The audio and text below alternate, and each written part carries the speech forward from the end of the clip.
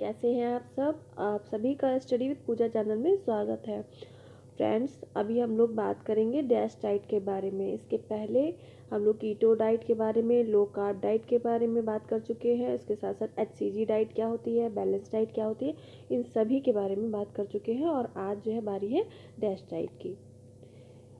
आइए देख लेते हैं डैश डाइट क्या होता है। तो डैश का जो फुल फॉर्म है वो है dietary approach to stop hypertension. मतलब कि जो खान पान के द्वारा हाइपरटेंशन को कम करने की कोशिश डैश डाइट में की जाती है। जिन व्यक्तियों का जो BP हाई होता है उनको डैश डाइट फॉलो करनी चाहिए।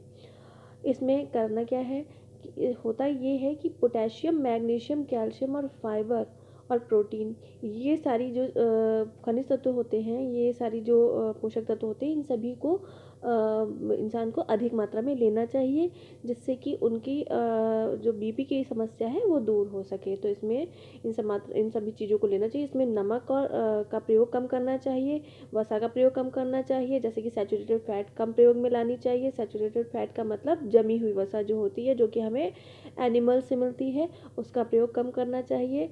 और उसके साथ साथ में इसमें अगर कोलेस्ट्रॉल भी अधिक बढ़ता है तो वो भी कहीं ना कहीं कारण आगे जाकर बनता है हाइपरटेंशन का। तो ये जो सारी चीज़ें हैं, ये जितने भी पोषक तत्व मैंने आपको बताए हैं, ये सभी हाइपरटेंशन को कम करने में बहुत ही मदद करते हैं। उसके साथ साथ अगर हाइपरटेंशन के पेशेंट का वज़न अधिक है तो वज़न को भी कम करते हैं। डैश डाइट में कुछ खाद्य पदार्थ ऐसे होते हैं जिनको लेने से बहुत ज़्यादा फ़ायदा होता है। तो उन खाद्य पदार्थों को देख लेते हैं कि कौन कौन से होते हैं। जैसे कि साबुत अनाज का प्रयोग अधिक मात्रा में करना चाहिए। उनको किसी भी तरीके से आप प्रयोग किया जा सकता है, जैसे कि मान लीजिए उनको भून लिया, या उनकी दलिया बनाकर, या उनकी ब्रेड या रोटी बनाकर, या उनको भिगो कर प्रयोग किया जा सकता है। इसी तरह से चावल का प्रयोग किया जा सकता है, ब्राउन राइस का प्रयोग या पास्ता का भी प्रयोग किया जा सकता है। और इसके साथ साथ ओट्स का भी प्रयोग किया जा सकता है। तो ये जितनी भी चीज़ें साबुत अनाज में सब आ गई, तो इन सब का प्रयोग खाने में करने से जो है हाइपरटेंशन से बचा जा सकता है। इसके बाद में अगर हरी पत्तेदार सब्जियों का प्रयोग किया जाए तो इससे भी जो है हाइपरटेंशन को कम किया जा सकता है।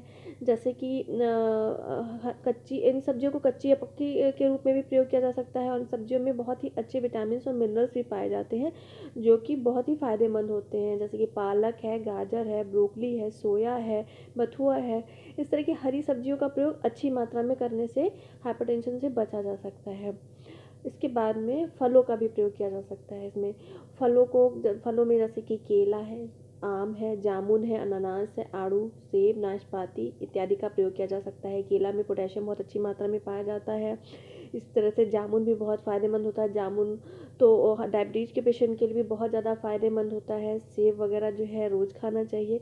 तो इस तरह के फलों का अगर रोज़ व्यक्ति 1-2 फलों का प्रयोग भी कर रहा है डैश डाइट में, तो वो उसके लिए फ़ायदेमंद बहुत ज़्यादा है। और फलों में एंटीऑक्सीडेंट्स भी बहुत अच्छी मात्रा में पाए जाते हैं। ये रोग प्रतिरोधक क्षमता को बढ़ाते हैं। इसके साथ साथ में नट्स हैं और फलियाँ हैं।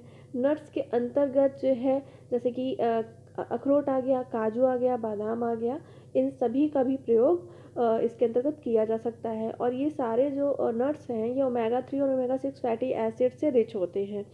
तो इसमें क्या कहते हैं, मटर का भी प्रयोग किया जा सकता है। जैसे कि मटर की दाल, सब्जियों में मटर का प्रयोग करना चाहिए, राजमा का प्रयोग करना चाहिए, क्योंकि ये जितने भी मटर और फलियाँ होती हैं, ये प्रोटीन रिच बहुत होती हैं। तो ये हमारे शरीर के लिए बहुत ज़्यादा फ़ायदेमंद होती हैं, तो इनका प्रयोग ज़रूर करना चाहिए। इसके साथ साथ में इस डाइट में वसा या तेल का कम प्रयोग करना चाहिए। कोशिश ये करनी चाहिए कि वनस्पत जगत से जो वसा प्राप्त होती है उसका प्रयोग करना चाहिए, जैसे कि सूरजमुखी का तेल, जैतून का तेल, कोनोला ऑयल और मूंगफली का तेल। इन सभी तेलों का प्रयोग करने से जो है हार्ट की बीमारी भी नहीं होती है, वज़न भी नहीं बढ़ता है, और BP में भी बहुत ज़्यादा फ़ायदा मिलता है। और अगर एनिमल से हम लोग जो वसा मिलती है उसका प्रयोग ज़्यादा करेंगे, तो एनिमल्स वाली जो वसा होती है उससे जो है एथेरोस्क्लेरोसिस जैसी समस्या आ जाती है। जो ये समस्या होती है हार्ट से संबंधित होती है। इसका अधिक प्रयोग नहीं करना चाहिए। बहुत ज़्यादा मात्रा में अगर इसका प्रयोग किया गया तो वो जो है ब्लड क्लॉटिंग का भी कहीं ना कहीं कारण बन जाती है। तो इसका प्रयोग बहुत ज़्यादा मात्रा में नहीं करना चाहिए, कम मात्रा में करना चाहिए। इसके साथ साथ में चीनी है और नमक। चीनी और नमक बहुत ही बैलेंस मात्रा में इसका प्रयोग करना चाहिए इस डाइट में, क्योंकि जो नमक है इसकी एक निश्चित मात्रा दे दी गई है कि 1500 से 2300 मिलीग्राम ही नमक प्रयोग किया जा सकता है। इससे ज़्यादा नमक प्रयोग करने से डैश डाइट में जो है हाइपरटेंशन बढ़ेगा, ना कि कम होगा।